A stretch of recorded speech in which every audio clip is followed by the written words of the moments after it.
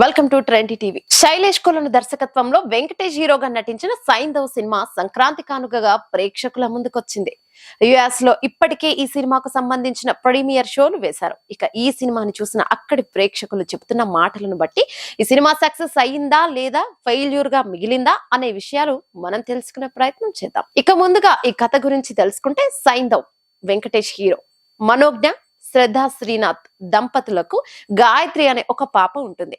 వీళ్ళు ముగ్గురు కలిసి చాలా హ్యాపీగా ఫ్యామిలీని లీడ్ చేస్తున్న సమయంలో ఆ పాపకు ఒక వ్యాధి సోకుతుంది.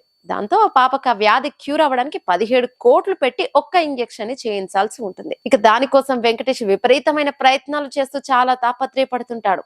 అయితే మిడిల్ క్లాస్ లైఫ్ ని అనుభవిస్తున్న వీళ్ళ దగ్గర అంత డబ్బులుండవు. దాంతో ఇంజెక్షన్ వేయించడం చాలా ఇబ్బందిగా మారుతుంది. ఇక ఇదిలా ఉంటే వెంకటేష్ కి అంతకు ముందు వికాస్ మాలిక్, నవజాద్దీన్ సిద్దికీతో కొన్ని గొడవలు అయితే ఉంటాయి.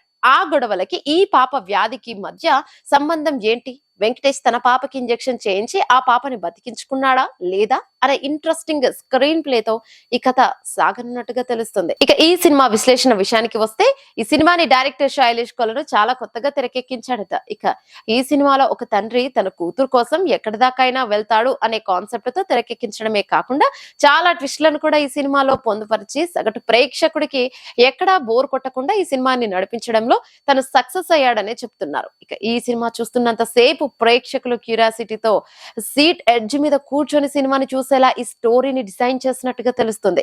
నిజానికి వెంకటేష్ సినిమాలో సైకో టైప్ ఆఫ్ పాత్రను పోషించాడని చెప్తున్నారు. ఇక ఇది ఇలా ఉంటే, నవజద్దీన్ సిద్దికి క్యారెక్టర్ కూడా చాలా ఎక్స్ట్రా ఆర్డినర్ గా ఉంటుందట. వెంకటేష్ కి పోటీగా నవజద్దీన్ సిద్దికి చేసే ప్రయత్నాలు కూడా ప్రేక్షకుల్ని అలరిస్తాయట.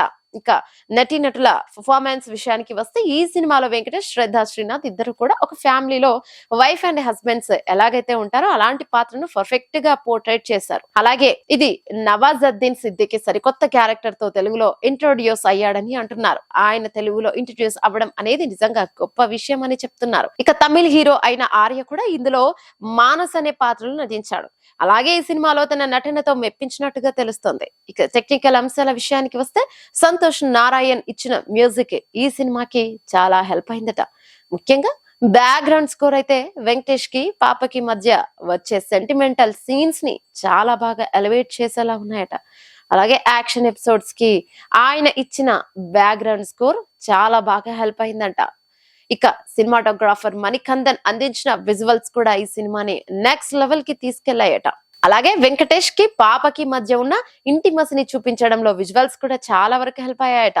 ఇక ఈ సినిమాకి ప్రొడక్షన్ వాల్యూస్ కూడా సూపర్ గా ఉన్నాయని తెలుస్తోంది. ఈ సినిమాతో వెంకటేష్ మరొక సక్సెస్ ని తన ఖాతాలో వేసుకున్నాడు అంటూ యుఎస్ అభిమానులు చెప్తున్నారు. మరి ఇండియాలో ప్రేక్షకులు సినిమాని ఎలా రిసీవ్ చేసుకుంటారో తెలియాలంటే మరికొన్ని గంటలు వెయిట్ చేయాల్సిందే.